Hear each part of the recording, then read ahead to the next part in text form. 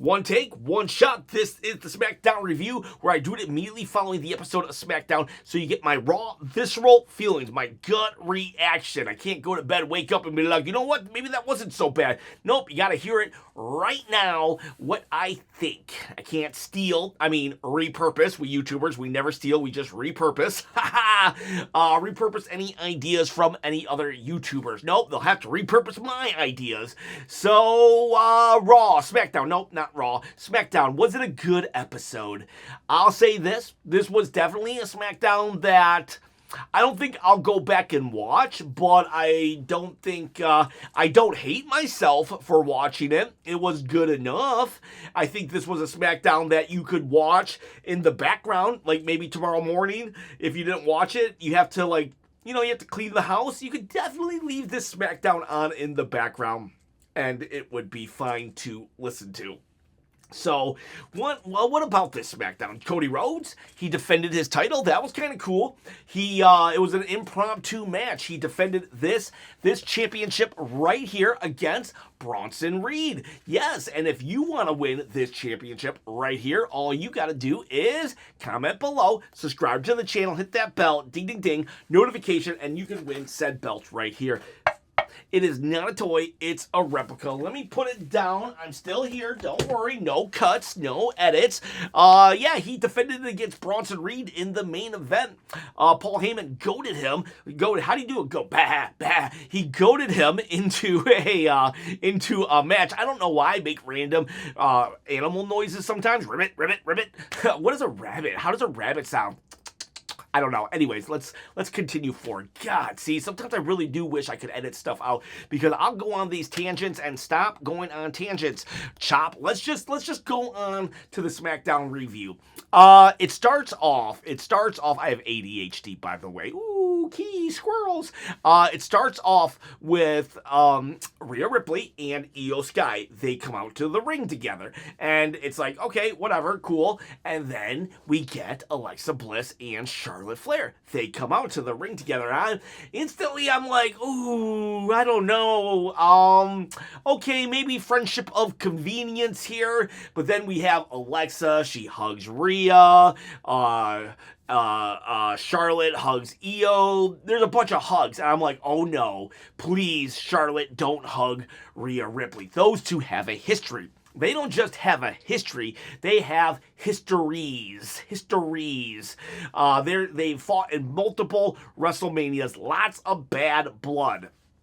Now, I will say, there are pictures online, there are backstage segments of them hugging and being all lovey-dovey, so there is kind of a plot hole there, but as WWE has demonstrated time and time again, if it doesn't happen on actual WWE TV, it's not necessarily canon, so I don't think any pictures of them circulating of where they are friends is canon to storyline. So, that said, I'm like, oh no, don't let Charlotte and Rhea pretend nothing happened, and they didn't. I was shocked. Charlotte says, I'm sorry, I can't do this. I can't be on the team with Rhea Ripley. We have too much history. Rhea, I think you're a snake. You probably think I'm a snake, but I just can't do this. Lexi, you're my friend, but I just can't. And then Charlotte just walks off. It was awkward, but a good kind of awkward. I loved that they actually paid off stories from before. That's all I need. I just need stories to make sense. And it wouldn't make sense to me for those characters to be on the same team unless they could have fixed it. Charlotte could have said, listen, we've been to war, and so I want you on my team, because I would rather be fighting with you alongside you than against you. But that said, they didn't go that route. This route was perfectly okay too. Charlotte to just say, I can't. I hate you that much, Rhea Ripley. So good stuff right there because it was a cohesive story based on the past. So us longtime viewers get rewarded. We get rewarded for watching the product for so long because it wouldn't have made sense unless they patched up. They can patch it up still. It's easy to patch it up, but the fact that they acknowledged their history, love it. And later on, even they'll have a backstage segment where Alexa Bliss is talking to Rhea and Io, and she's like, I thought she'd get over it. And then they're attacked, and they're blindsided, and Lash Legend, they're definitely building her up to be a threat, and I'm very, very happy for that, because Lash Legend is amazing. And that punch of hers, woo, that's worse than the Big Show. Remember the Big Show had the punch? Lash Legend's punch is like, the Big Show has nothing on her. Man, it is devastating. It's like a shotgun. I don't know. We might have just went. It might be out of focus right now. If I'm out of focus, don't worry, it'll get back on. Sometimes when the TVs go to sleep, they will. It causes the camera to go out of focus. Anyways. So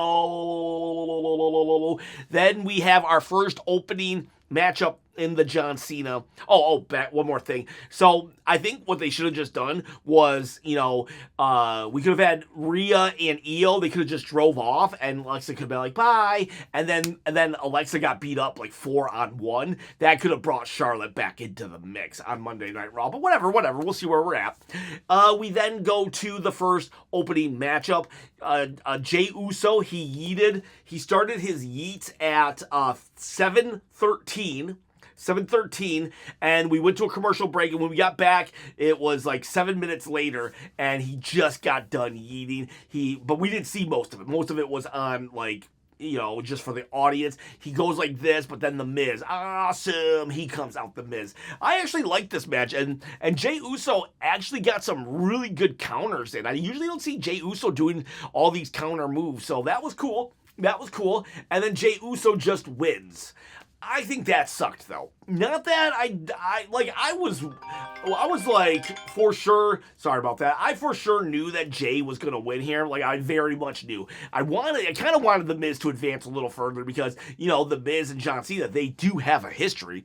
John Cena's the guy that elevated him to the main event even, and they main evented WrestleMania 27, even if the storyline was Rock and John Cena.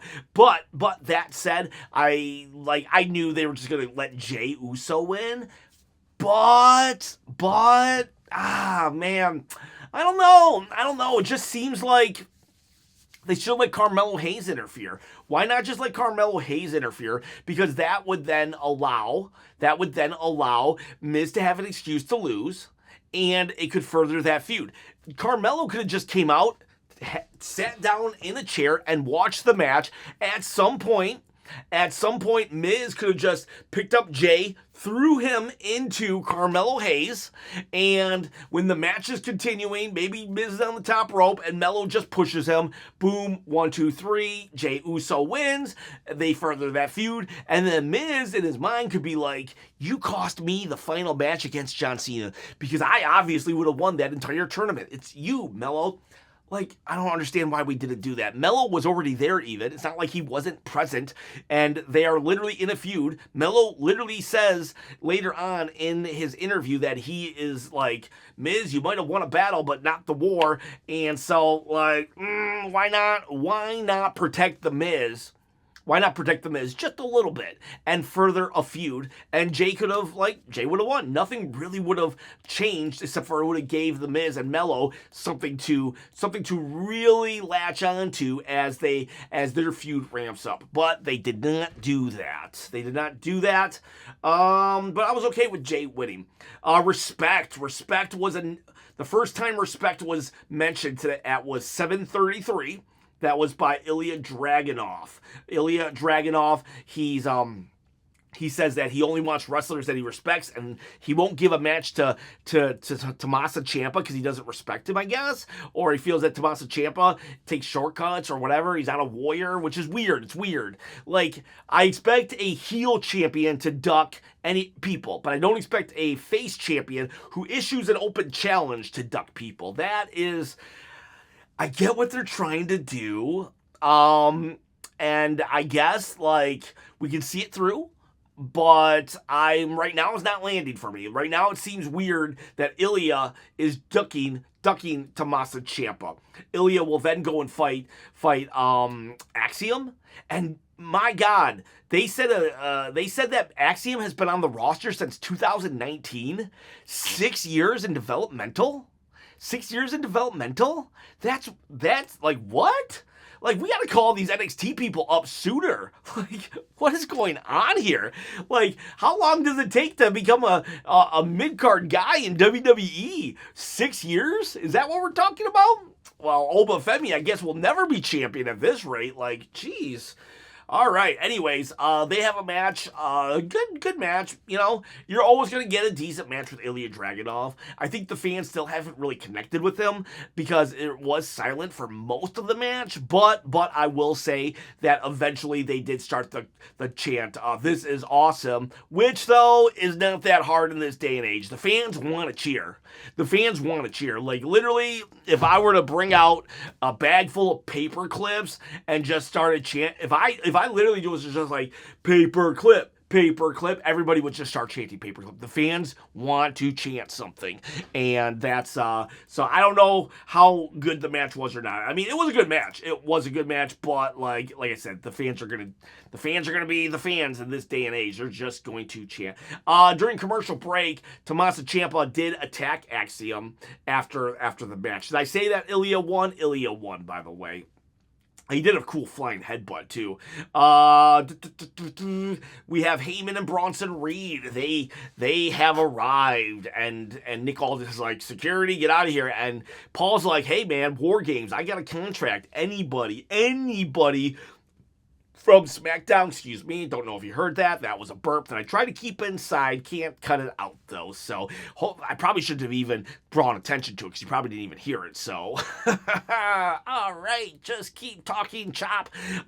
He's like, I got a contract. I can pick anybody from Smackdown and I can pick anybody from Raw. That's why I'm here. And then Cody Rhodes shows up and he's like, what you doing here? And he's like, what are you doing? You have no business getting in the middle of WarGames. And it's like, why? And then Cody's like, well, those were my buddies. Those were my friends. So I got involved.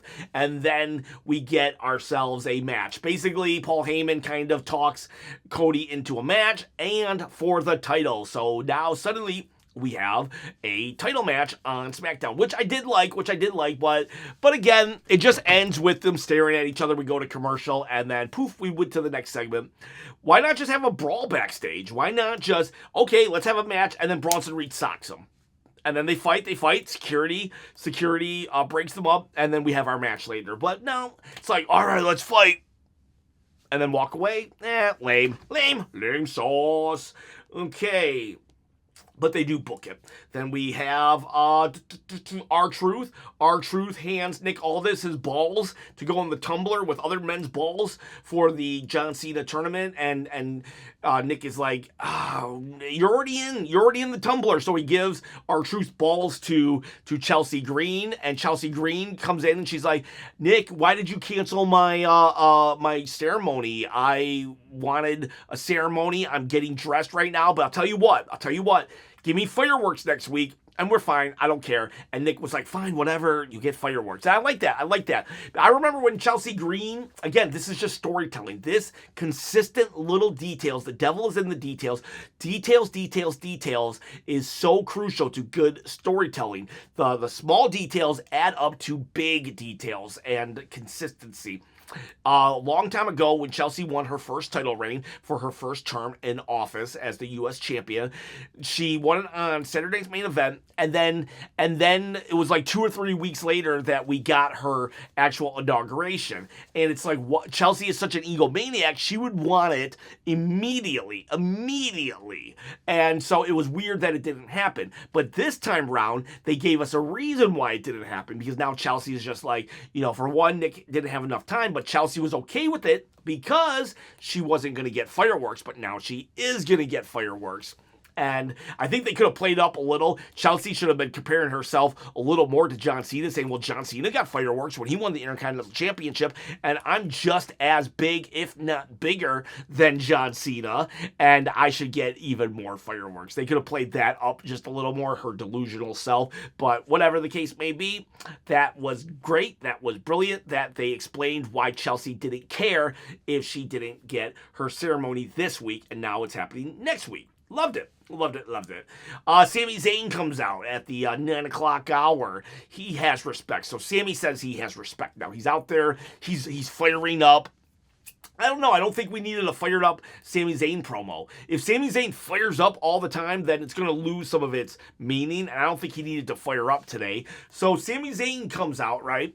And then the Solo Sikoa comes out. And Solo starts saying, like, you're fake, you're a phony, you're a liar, you only care about yourself.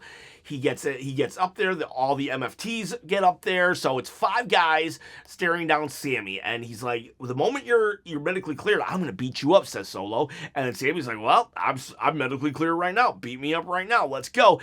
And Solo's like, all right. And then Sami's like, I'm not alone, though. And then Rey Fenix, Shinsuke Nakamura, and the Motor City Machine Guns, they attack the MFTs. And there's a brawl. And it's like, for one, where's Cody Rhodes? Cody Rhodes would help. Cody Rhodes would help his friends on Raw, CM Punk and Jey Uso. But why isn't anybody helping Cody Rhodes? Why isn't Cody helping Sami Zayn right here? And I forgot to mention this earlier, Jimmy and Jay are in the building. We'll talk a little more about that in a second, but why didn't Jay come and help? Why didn't Jimmy come and help Sami Zayn? I get it. He already had his 5 people, his other 4 people to do it, but kayfabe-wise, it would make sense for Jay, Jimmy, and Cody to go help Sami Zayn. So, again, the devil's in the details. And then the MFTs pretty much lose this confrontation. And didn't we just get the MFTs a little of their aura back? Just a wee little bit aura by putting face paint on them? And now they're getting, like, mopped up again by 5 random people. Because these are the most random people together of all time. Shinsuke and the Motor City Machine Guns with Rey Fenix and Sami Zayn. That's a cohesive unit that can beat up the MFTs. I mean, Tunga Loa, the real tribal chief, Tama Tonga, and Solo Sikoa have been teaming up since last year. And it's like, plus they got JC Mateo, hate that name, and Tall Tunga, who is supposed to be a monster. It's like, shouldn't they be the dominating force here? But I don't know. Later we do get revealed. It does get revealed that it's going to be a 5-on-5 traditional Survivor Series match right before Survivor Series. I kind of wish it was on the card, but not, whatever.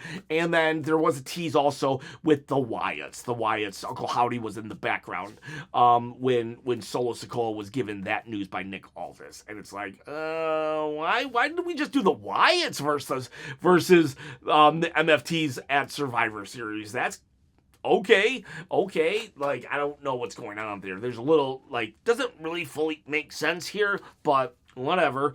Then, did I lose it? Hang on a second. Hang on. There we go. Okay, so what else happens? LA Knight. Okay, so this was a pleasant surprise.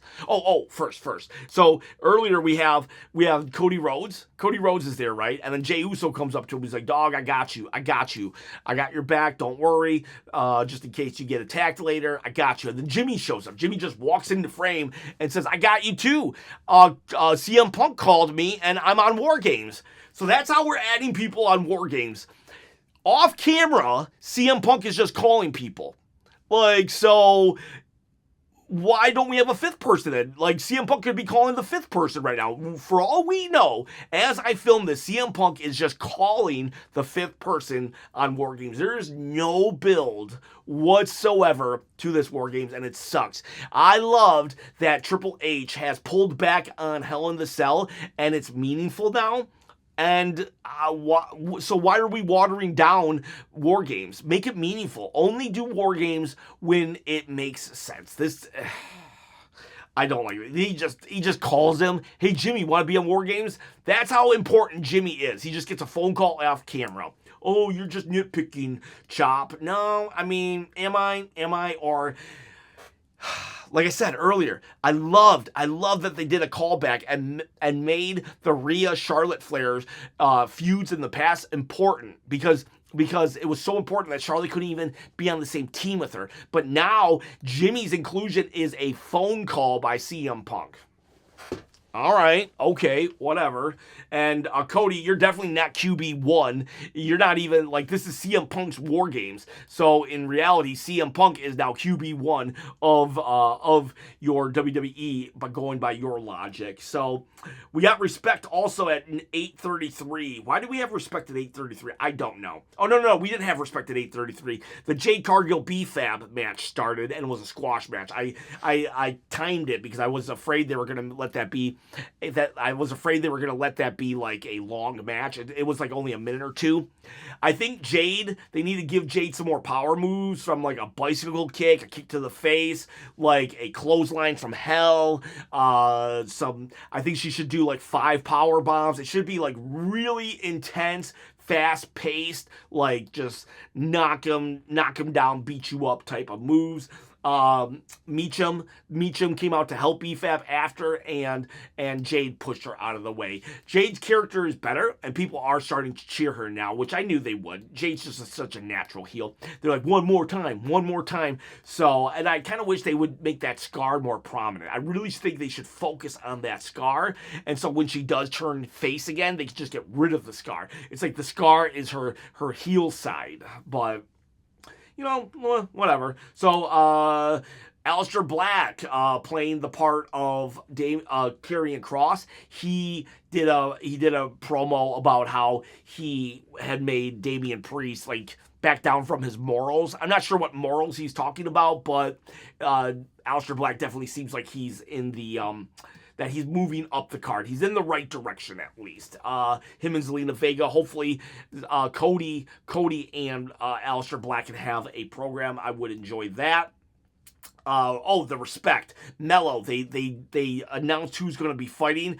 It's gonna be Mello versus Bronson Reed, and they do a promo where Mello says how much he respects John Cena. That gets a pass. It wouldn't be bad. It wouldn't be bad if everybody else wasn't respecting everybody all the time, but now it's like bad no matter what. But he respects John Cena, but then Bronson Reed comes out and he's like, they get face-to-face. He's like, I ended, I think he said, who did he end? I don't know. He's like, I'm going to end Cody tonight. I'm going to end John Cena, and next week I end you. And he goes on his merry way. Penta versus Finn also next week. I don't know why those two are fighting on SmackDown. There's not one SmackDown guy there. They're both literally Raw guys, so they should be on Raw. But I guess it's like just randomized, so you can make that argument. And woo. LA Knight, fought Zack Ryder. Zack Ryder, who is on the indie scene, Matt Cardona. I think it's been 5 years since Matt Cardona has been in WWE. He was Zack Ryder at first, and then when he left WWE, he went on the indies, became his own dude, and he is Matt Cardona. Interesting enough, he is currently in a feud with Karrion Kross on the indie scene, and he's back. He's married to Chelsea Green, so I'm happy that those two are together. I don't know if he's full-time now or if this is just a one-off. He had a one-off on NXT a couple weeks back, and now here he is. It was a good match. Some people in the chat were saying this was a dream match. It wasn't a dream match for me, but I enjoyed it. It was cool. I liked that LA Knight won. I thought it was going to be Joe Hendry, but it wasn't. So I'm really hoping and praying that it's Oba Femi on Monday Night Raw, because all the slots now are filled except for one mystery spot. I know people are saying, but Oba Femi just challenged Ricky Saints for the NXT title. Who cares? Until that spot is filled, we can change our minds. Triple H, just have Oba Femi say he changed his mind and now he's on the main roster. He'd rather go after John Cena's last match than the NXT title. And then boom. Who cares? So I'm really hoping that it is Oba Femi next Monday Night Raw as the final mystery slot. I think it's Joe Hendry. Oh well. Trick Williams would be a really good choice there too. So yeah, 3 mentions of respect. Between Ilya Dragunov, Carmelo Hayes, and who was the first respect? Oh man, I can't find it anymore, but it was there. Just, you're gonna have to believe me. 3 mentions of respect. Sami Zayn got the other one. All right, so then our final match of the night is Cody Rhodes and Bronson Reed. They fight. Eventually, while they're outside, Braun Breaker just comes in and attacks. Logan Paul just comes in and attacks. And now it's 3-on-1, but then comes Jimmy and Jay. They come. They're attacking, and suddenly Drew McIntyre's back. He attacks. Remember? Oh no, he got suspended last week. How is he here?